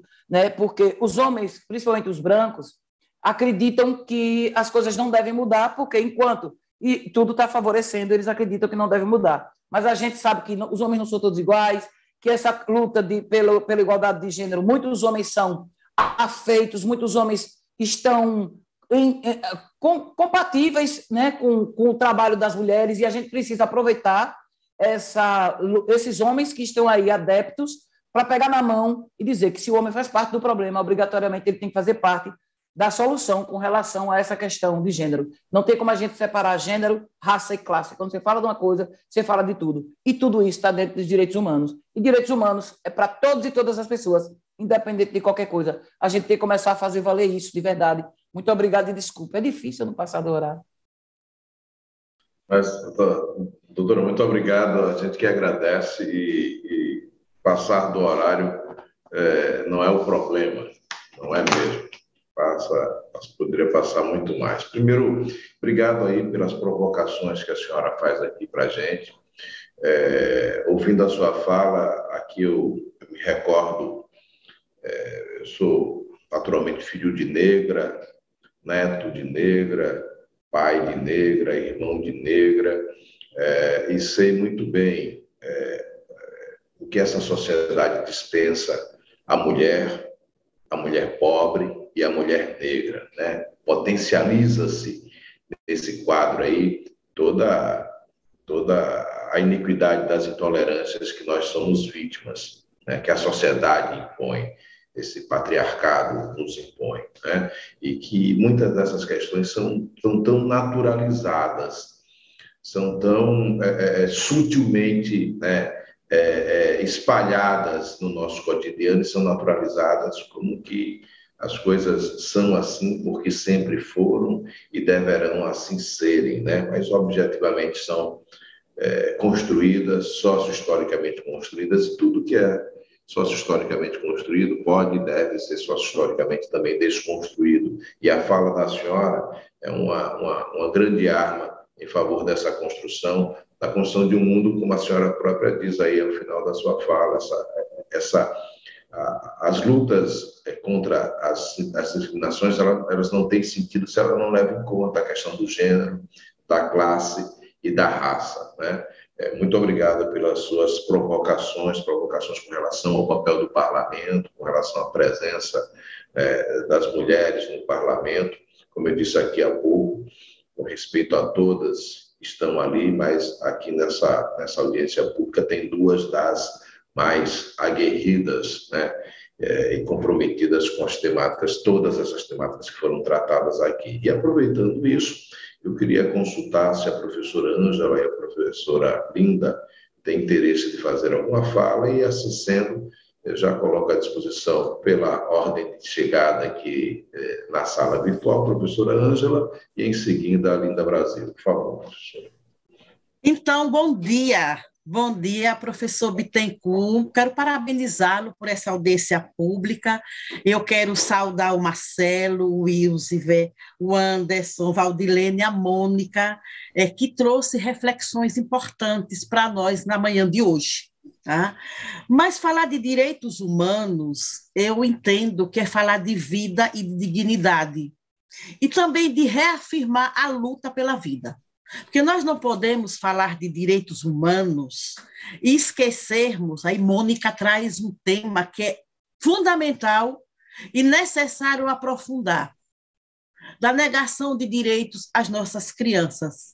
Né? E falar de direitos, eu lembro aqui de duas pessoas que na minha vida, na minha trajetória de vida, têm uma afetividade por gente, mas que marcaram muito minha vida, que foi o professor Douglas, que foi assassinado, né, que nós chamávamos, não sei se Bittencourt lembra, de Caixinho, professor do Costão, tá? E de Lisboa, que marcaram muito a nossa vida, a trajetória de vida no estado de Sergipe, em Aracaju. E aí eu fico pensando aqui, como é que nós vamos falar de direitos humanos e não lutar pela questão da moradia, da saúde, saúde de qualidade, né, para todos, universal, de educação, da cultura, porque muita gente acha que cultura não é direito humano. É direito humano, sim, cultura e lazer. Não falar do assassinato da nossa juventude negra. É todo dia que nós assistimos feminicídio e a nossa juventude sendo exterminada. Mas também é ter o olhar para Aracaju. Nós não podemos falar de direitos humanos sem percebermos as crianças que estão nos sinais, aumentando o número de famílias, do olhar para os trabalhadores e trabalhadoras, principalmente os ambulantes, que, nesse momento de pandemia, muitos estão tendo os seus produtos arrancados e de uma forma violenta. Isso é violação do direito humano. E tem um ponto que tem me preocupado muito e foi colocado aqui, tanto por Anderson como por Valdilene, que é a questão da religiosidade, de institucionalizar práticas religiosas, de religião, vou colocar porque eu sou cristã, eu tenho uma formação cristã, mas tenho uma identidade profunda com os povos de terreiro. Não? Eu não nego que eu deveria ser feita na Oxum, eu sou de Oxum, mas sou de Nossa Senhora, porque minha mãe me deu para ela. Tá? Então, eu tenho uma preocupação muito grande, inclusive nas ações da Câmara Municipal de Aracaju. E eu falo aqui porque a minha fala é pública. Primeiro, de se tentar conservar uma família tradicional, nos moldes de papai, mamãe, filhinho. Segundo, de institucionalizar, através de aprovação de projetos na Casa Legislativa, da religião cristã evangélica. A cristã católica nunca apareceu muito lá, não, mas poderá aparecer. Isso é muito preocupante, com o respeito que nós temos aos nossos pares, mas religião não é para ser institucionalizada. Esse país é laico. E nós precisamos, e aí eu falo para Anderson, falo para Ilsever e para todas e todas que estão nos acompanhando através aqui das redes sociais da Câmara Municipal de Aracaju, que nós precisamos fazer esse debate, um debate aberto. Respeito é uma coisa, mas em nome da liberdade nós não podemos criminalizar. E aí nós sabemos o endereço é certo. O endereço é para as religiões de matriz africana. E como todo ser humano, eu acredito que tenha medos. Eu tenho alguns medos, mas tem outros que eu defendo. E eu passo por cima do medo para defendê-los. Né? É fundamental defender a vida, mas a vida, ela, na minha avaliação, ela passa por esses aspectos da dignidade humana, do respeito ao outro. Isso, para mim, são pontos caros e fundamentais. Eu vou repetir, não podemos falar de moradia, é direito humano, comida é direito humano. Como aqui o nosso tempo, eu não sei, Bittencourt, qual é o meu tempo? Eu não vi, são 5 minutos. Mais 5 minutos, professor. Aí eu vou fechar fazendo esse apelo. Tá? Nós precisamos nos organizar, discutir o que queremos para Aracaju, nesse aspecto de defender os direitos humanos, aonde estão as violações, para que a luta possa ser uma luta unificada. Muito obrigada a todos e todas nessa audiência e quero mais uma vez parabenizar o professor Bittencourt. Bittencourt, daqui a uns 15 minutinhos eu tenho uma outra atividade e eu vou deixar com o coração partido. Cheiro. Professora Cheiro, muito obrigado aí pela sua fala, pelas suas provocações. Muito obrigado pelos ensinamentos que, pelo menos as 3 vezes por semana, em contatos mais pessoais, temos com a senhora. Eu sempre digo, a senhora coloca um quadro do Guevara sempre atrás aí da sua imagem, quando está alguma ação virtual. Eu costumo dizer, Eusebio, que ela é a tradução mais fiel do Hay que endurecer pero sin perder la ternura jamás.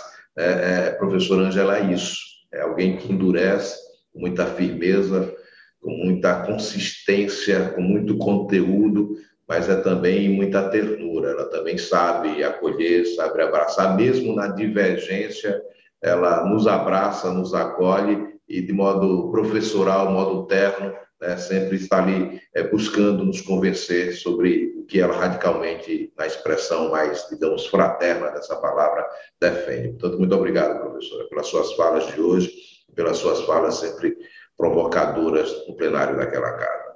Elinda Brasil, por favor, minha querida. Bom dia a todas, todos e todos. Em respeito às pessoas cegas e com baixa visão, que possam nos acompanhar aí pela TV Câmara e redes sociais, vou fazer minha audiodescrição. Eu sou uma mulher trans, cor de pele branca, estou aqui na minha gabinete, sentada numa cadeira, ao fundo tem uma parede branca com o quadro da Mandata, uma placa de Marielle Franco e umas imagens que representam a minha crença espiritual. E estou com vestido ele é marrom, com as listas brancas, alaranjado, e estou com um brinco vermelho. E também estou com fone de ouvido. Sim, parabenizar Bittencourt pela realização dessa consulta, audiência pública, na verdade, né, que no Dia Internacional dos Direitos Humanos, né, falando sobre a universalização dos direitos humanos em tempos, né, da criminalização social, da criminalização, né, dos direitos humanos. Quero saudar aí as falas, né, que me antecederam, Marcelo, trazendo a questão da importância do retrospecto histórico, né, da gente resgatar, né, essa história de luta e resistência da comunidade LGBTQIA+, da sua emoção.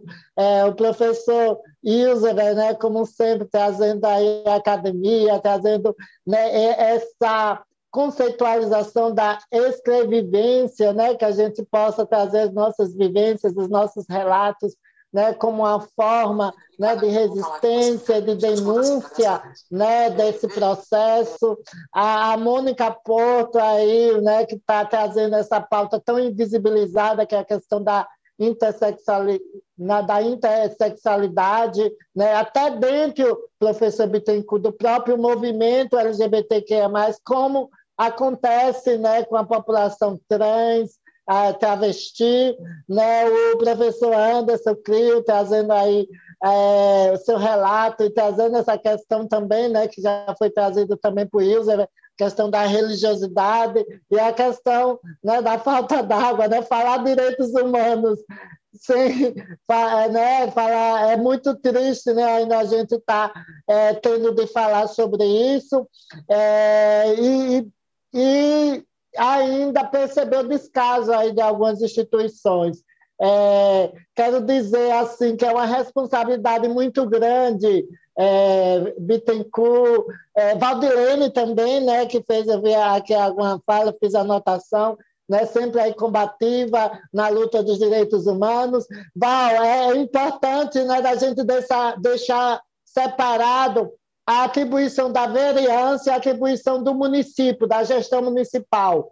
É muito difícil, a gente tem vontade, sabe, Val? Eu achava que eu ia chegando, que ia dizer, agora, mas a gente, por estar dentro de uma instituição, Val, não é tão machista, tão racista, LGBTQI-fóbica, né, que não foi pensada por nós, para nós, é muito difícil. Mas eu quero dizer a você que mesmo assim, mesmo a gente não aprovando um projeto, que é o projeto para incluir no calendário municipal a Semana da Visibilidade Trans, que a gente percebe como é difícil a gente atuar e levar as pautas LGBTQI+, mas a gente aprovou um projeto, Val, que para mim é de muita importância, que é o projeto que institui uma campanha no município, nas escolas do município, sobre o combate ao machismo e a valorização do protagonismo das mulheres. Eu acho que é fundamental que, através da educação, né, e principalmente na base, no início da educação, da alfabetização, que a gente vai diminuir, né, os preconceitos, os estigmas relacionados à mulher, à população LGBTQI+, à população negra, as pessoas com deficiência, a população, né, que vive em situação e na situação de rua. Então, a gente está fazendo o nosso melhor. Eu estou me esforçando, me dedicando, porque eu sei, Wilson, e Bittencourt e todos e todas, a responsabilidade que estar ocupando pela primeira vez uma mulher trans que vem de um histórico que foi empurrada para a prostituição, como acontece com 90% das mulheres trans e travestis no Brasil, que ultrapassou a expectativa de vida de 35 anos, que é a expectativa da nossa população. Então, é um desafio, mas, ao mesmo tempo, me dá esperança em saber que outras mulheres, como a Marielle Franco, que estou aqui com a placa dela, que é a minha inspiração na política, possa ocupar esses espaços e ocupar nessa perspectiva de provocar transformação e não reproduzir esse modelo de política, né, que não nos representa, que está aí mais para beneficiar o capital, né, para beneficiar os grandes empresários, né, em relação aos direitos humanos. Então, é isso, estamos aí na luta, Bittencourt, muito obrigada aí por suas palavras, né? Fico muito feliz de estar numa legislatura no qual tem vereadores aí que a gente se soma aí para trazer pautas importantes, como a questão dos direitos humanos, tão criminalizado nesses tempos sombrios, onde o fascismo, o negacionismo, a ignorância chegou ao poder. Mas vamos resistir, esperançar sempre, como sempre dizia Paulo Freire. É isso. Leila, muito obrigado aí pela sua fala. Eu costumo dizer que o mero, digamos assim, o acontecimento, Ângela, da eleição de Linda, por si só, ele é revestido de um caráter simbólico importantíssimo na trajetória política da cidade de Aracaju. Se você não fosse essa figura que você é de luta, aguerrida, comprometida, né? Com o tema, pelo simples fato de você ter sido eleita, isso já seria por si só um grande acontecimento. Somado a isso, esse caráter que você é, dessa mulher completamente comprometida. Eu sei, né? Eu conheço aquele plenário da Câmara, da visibilidade pública e do contato mais íntimo com a grande maioria dos parlamentares, ou dos parlamentares. Eu sei o que muitos pensam sobre diversos temas, eu sei o que muitos falam sobre os diversos temas, eu sei o que é que eles acham da temática LGBT-fobia, da temática LGBTQI+, e sei o que exteriorizam sobre isso. Portanto, a gente tem muito chão ainda a percorrer, a gente tem muita caminhada, muita luta ainda a travar. E repito aqui o que o Valdirene disse, é uma luta que é de todos nós, né? É de todos e todas que querem estabelecer uma relação de respeito e que querem exigir respeito. Numa sociedade em que a mulher é discriminada, em que o negro é discriminado, em que o LGBTQIA+ é discriminado, que o idoso, que a criança é desrespeitada, esse laço fundamental do respeito recíproco não se estabelece. Portanto, eu digo sempre a Linda, olha, eu digo sempre, eu não sei as dores e as delícias de ser LGBT, mas não dá para ser alguém que milite no campo, né, dos direitos humanos em favor da população negra, das religiões de matriz africana, sem respeitar e sem empenhar, né, a sua luta em favor da sua causa também. Né? Porque é isso, é uma luta civilizatória. E nesse tempo que a gente está vivendo, mais do que nunca, como disse a professora Ângela, a somação de esforços, a somação de força é fundamental. Nós temos eu nunca imaginei que a gente retrocederia tanto em tão pouco tempo. No dia de ontem, eu estava conversando com uma figura da magistratura aqui do Estado de Sergipe, uma figura muito inteligente, quisera eu que sei lá, a metade dos magistrados de Sergipe fosse um pouco parecido com aquela autoridade da magistratura.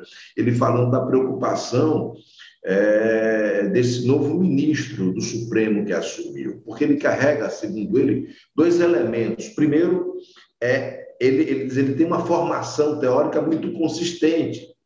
Ele é alguém muito qualificado sob o ponto de vista teórico, não é um atordoado, digamos assim, teoricamente falando. E é alguém extremamente radical sob o ponto de vista, né, da reafirmação da sua fé como um instrumento que deve estar institucionalizado. Ele disse, de outras palavras, ele, se pudesse, instauraria uma teocracia no Brasil. Né? E é isso que a gente está vivendo. Né? Ninguém aqui se arvora ser contra qualquer modelo religioso. Ninguém. Mas ninguém aqui também se arvora entender que o Estado deve ser refém, tutelado, assujeitado e submisso a qualquer referência religiosa. Ninguém. Portanto, isso é uma luta política que a gente precisa travar. Portanto, mais homens e mulheres comprometidos com essa temática têm que estar nas câmaras de vereadores.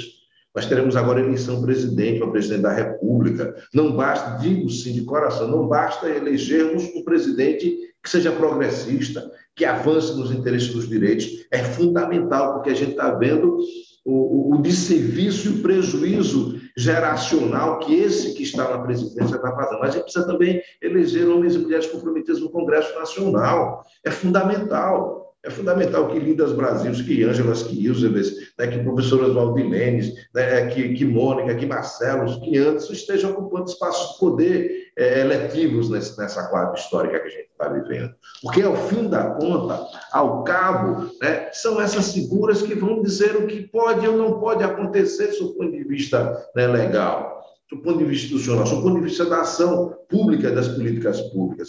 Cada vez mais, nós precisamos meter a política nessas discussões. Cada vez mais a gente deve emular os corações e as mentes, as forças de figuras, como disse Valdirene, que é como que chegássemos no posto de combustível e saíssemos abastecidos, dessas figuras que fazem isso com todos nós. Essas pessoas precisam cada vez ser mais estimuladas a quererem serem homens e mulheres que ocupem espaço de poder político. A política que, veja como é engraçado, né? Essas figuras que demonizam a política, todos eles estão querendo cada vez mais participar da política. Né? Existe um segmento falso moralista que desqualifica, que joga no lixo a política para ocupar o espaço da política. Né? A toda hora isso está colocado, né? E para dizer que isso não é novo, e quando chega lá faz, né, mais do mesmo, com todo o radicalismo sectário, né, e desumano, né, que tem demonstrado aí. Portanto, é isso. Eu acho que essa nossa fala, se servir para emular nas pessoas, ao menos esse sentimento, eu acho que a gente já ganhou o dia, e sai, repito, como diz a doutora Valdilene aqui, como que tivéssemos parado num tanque, num posto de combustível, saíssemos abastecidos. Eu queria, meus queridos, por fim, agradecer, apenas agradecer mesmo, né? Como eu disse, nessa sala estariam participando apenas os membros, né, do parlamento, que assim quisessem, e os palestrantes. A audiência foi transmitida pela TV Câmara, pelo YouTube, diversas e centenas, quem sabe milhares de pessoas acompanhando isso. Esses arquivos estão à disposição, né, na Câmara dos Vereadores de Aracaju. Muitas coisas do que foram ditas aqui serão apresentadas, né, nos telejornais, né, nas divulgações diversas aqui da Casa Legislativa. Eu queria agradecer à mesa diretora da Casa, queria agradecer aos técnicos, em especial o Marquinhos aqui, que nos acompanha sempre, agradecer à minha assessoria, né, que fez esse trabalho de interlocução, de conversar aí com as pessoas, agradecer em especial a cada um de vocês que aceitaram esse convite para esse bate-papo, e torcer e estender na seguinte reafirmação: olha, me permita, Linda, e me permita, Ângela, a ousadia de falar com vocês, mas vocês, dessa causa, vocês têm ao menos 3 mandatos ali à disposição, locutores comprometidos com essas temáticas.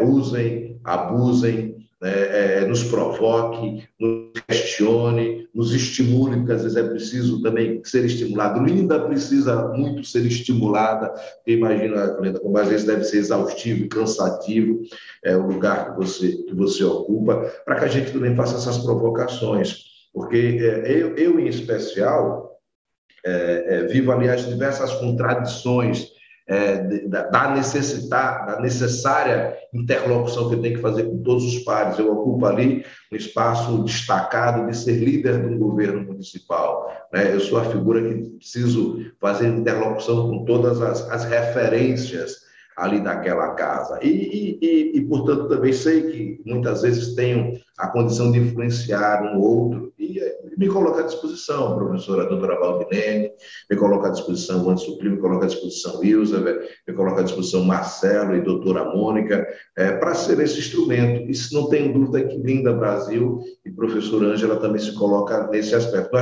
Eu digo sempre, eu não sei tudo, e ninguém sabe tudo. Eu cito aqui, por exemplo, a presença do Marcelo. Marcelo é um velho amigo. Esses dias eu estava conversando com Linda. Eu não domino o universo das questões LGBTQI+. É com o Marcelo que eu converso, é com o Marcelo que me ajuda, que me orienta, que faz provocações, que faz sugestões nesse sentido, né? Eu sou filho de Oxalufã, né? Eu frequento a casa ali do pai cristiano, né? Mas eu não confesso, eu não tenho domínio sobre tudo que diz respeito às questões de religiões de matriz africana. Estou aqui para acolher, eu estou aqui também para ser provocado, eu estou aqui para aprender e trazer aquela casa parlamentar alguns espaços institucionais, ou nas portas que posso, né, abrir uma fresta para que a gente possa cada vez mais estar presente nessas questões. Por exemplo, questões, mano, são muito importantes e as pessoas precisam cada vez mais conhecer isso, essas questões do intersexo, né? Confesso, né? Ouvi-lo aqui me trouxe provocações que vai me fazer a necessidade de buscar mais informações para, numa necessária, digamos, debate, interlocução, eu poder ter alguma referência que possa dar alguma contribuição. Portanto, meus queridos, era isso. Apenas agradecer. Se alguém tiver mais alguma coisa para falar, está aberto e franqueada a palavra. Se não, né, eu me dou por satisfeito aqui, encerro esse debate, agradecendo a todos que acompanharam aí pelos veículos de comunicação, pelos meios de comunicação da Câmara de Vereadores de Aracaju, né, na perspectiva de que possamos dar continuidade a essa luta que é de todos e de todas e todos, né? Portanto, é isso. Eu apenas agradeço. Saúde e paz para todos nós, viu? E que viva o Dia dos Direitos Humanos. Que viva todos nós. Obrigado. Muito obrigado. Quero só agradecer, professor, agradecer ao convite, né? Em nome do Centro Cultural Aroquerê, da Mídia Livre As Caatingas, agradecer à Câmara dos Vereadores esse espaço extremamente importante, agradecer mais uma vez ao seu mandato, né? Agradecer todas as vezes que a gente solicita a sua presença nas questões, seja no bairro Lamarão, seja no Paraíso do Sul, seja no Santos Dumont, o senhor está atento. Obrigado pelo apoio que presta às religiões de matriz africana, abrindo esse espaço de discussão. Agradecer profundamente, agradecer também a partilha com todos, todas e todos que estavam aqui nessa manhã. Muito obrigado. Obrigado, Anderson Filho. A professora Valdilene levantou a mão, não sei se foi um adeus ou uma referência a querer falar. Não, eu só queria agradecer também, a mesma coisa. Linda, dizer que eu vou fazer uma dieta para vestir essas roupas suas, para herdar essas roupas suas emprestado. Um beijo, gente. Muito obrigada por tudo. Como diz Linda, ela é babadeira. Obrigado, um abraço, saúde e paz para todos nós, viu? Marquinhos, obrigado aí, meu querido, pelo apoio técnico, viu? Um abraço, saúde e paz. Obrigado, Deus. Até mais. Até mais.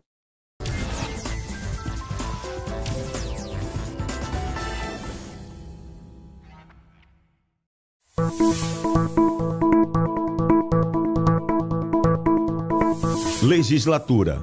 Legislatura é um período de 4 anos que começa sempre o ano seguinte às eleições para a Câmara de Vereadores, no dia da posse dos parlamentares eleitos em 1º de janeiro e termina 4 anos depois, no mês de dezembro. O mandato de um vereador municipal dura uma legislatura, ou seja, 4 anos.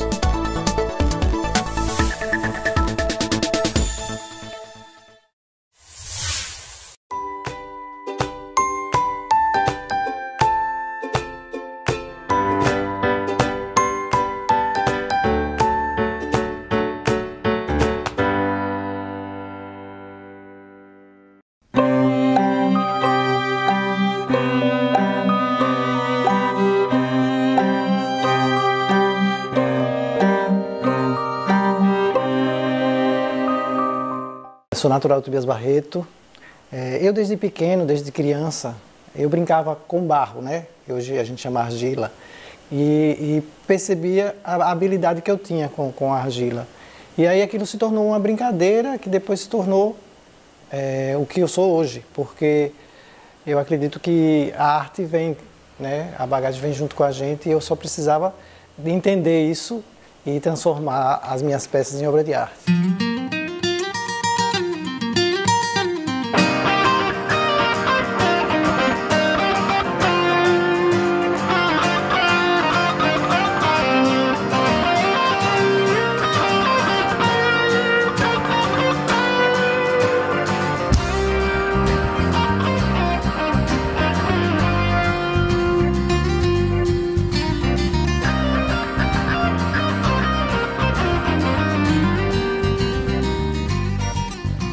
Uns amigos meus de Salvador que vieram passar o São João aqui em Sergipe, e aí eu tinha feito um Cristo Partido, que era para uma peça de teatro lá em Tobias, e eu tinha esse Cristo no meu quarto. E aí esses amigos meus viram, um deles era arquiteto, e foi quem disse assim, vamos levar para Salvador, para ver, botar nas lojas e tal, e aí a coisa começou.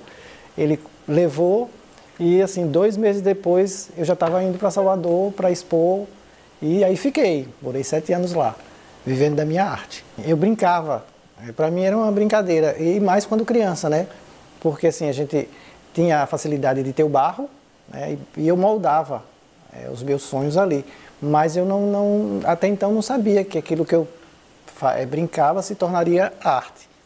Foi uma coisa assim que, com o tempo, foi que eu fui entender, e chegando em Salvador, eu procurei o meio, né? O meio de arte. Comecei a querer entrar em cursos, aí inclusive entrei de desenho, porque eu não desenho, eu esculpo, eu não sei desenhar, é moldar. E aí em Salvador eu procurei um curso de desenho para aperfeiçoar mais minha arte. E aí a professora disse, não, você não precisa, você já tem um traço e vai em frente, siga em frente que você já é um artista. E eu não sabia.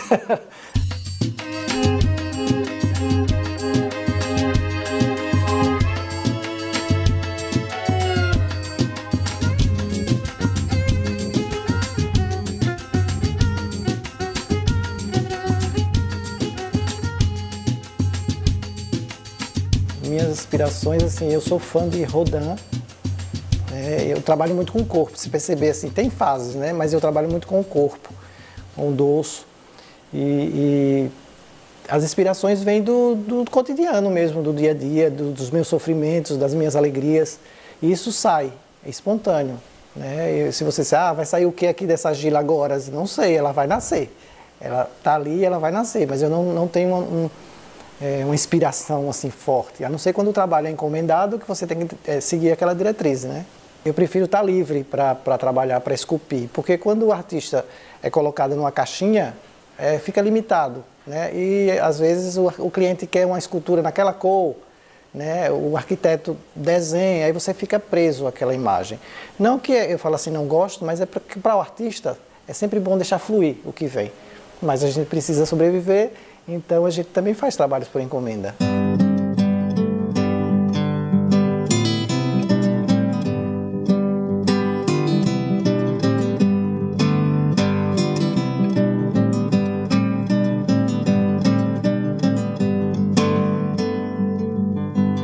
A minha primeira exposição foi na Made in Brasil, que é uma feira de arte que tem decoração em Salvador. E eu montei um stand e participei da Made in Brasil. E aí, daí em diante, também as coisas começaram a funcionar, porque quando o artista é visto, né, é procurado, né, aquela coisa que só é lembrado quem é visto. E aí foi o pontapé inicial de tudo, né, assim, aí eu fui para São Paulo, né, expus em Brasília, no Congresso Nacional. Eu só não saí do país ainda, pretendo. Mas tudo começou em Salvador. Eu sempre costumo dizer que Salvador me deu régua e compasso. Assim, eu vivia da minha arte em Salvador. O importante dessas participações é que, assim, isso é colocado em revista e a revista circula no país todo, né? Isso dá uma visibilidade muito boa para o artista. Então, sempre que tem Casa Cor, Bahia ou que me solicitam, eu estou à disposição para ceder minhas peças, para compor o ambiente, porque isso aí dá um retorno tanto na mídia quanto em vendas mesmo.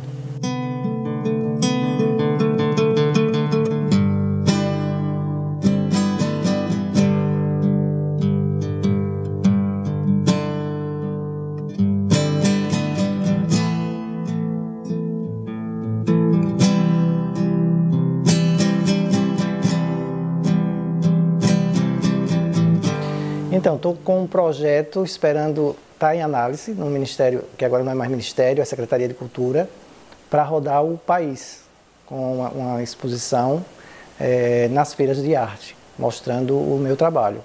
Vai ser umas 3 capitais. Aí estou esperando, está em análise, né, o projeto, porque o artista precisa de incentivo cultural. E aí, para você sair assim com escultura é muito difícil transportar, porque quebra, é frágil, né? E para transportar o custo é muito alto, né? E nem sempre você consegue vender tudo, aí você tem que trazer de volta ou deixar em alguma galeria lá. Então isso tudo tem que ser pensado para não acabar sendo um prejuízo para o artista. Mas estou nesse propósito aí de sair esse incentivo e eu ganhar a estrada.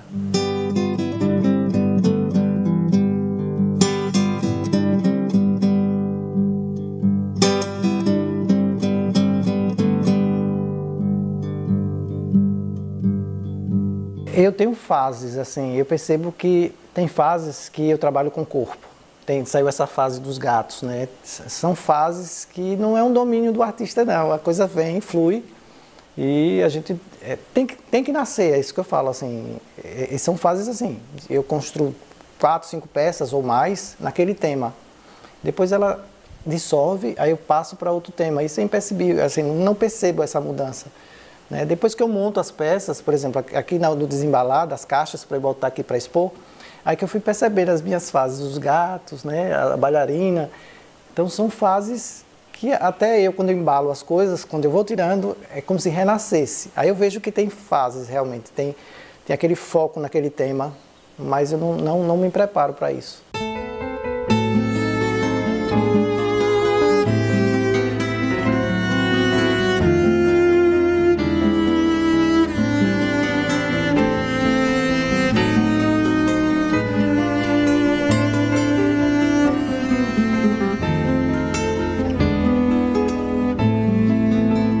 Eu sou um artista do interior de Sergipe que, assim, tento sobreviver da minha arte e acredito muito no meu trabalho, da força do meu trabalho. Então a definição de Seabra Filho é lutador, batalhador.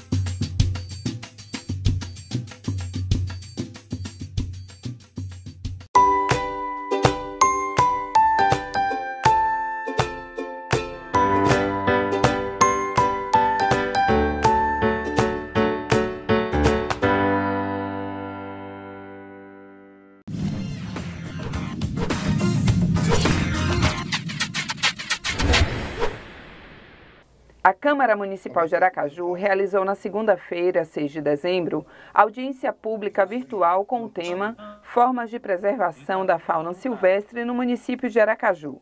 De autoria do vereador Ricardo Vasconcelos, o seminário teve o objetivo de discutir políticas que consolidem e edifiquem soluções na área ambiental.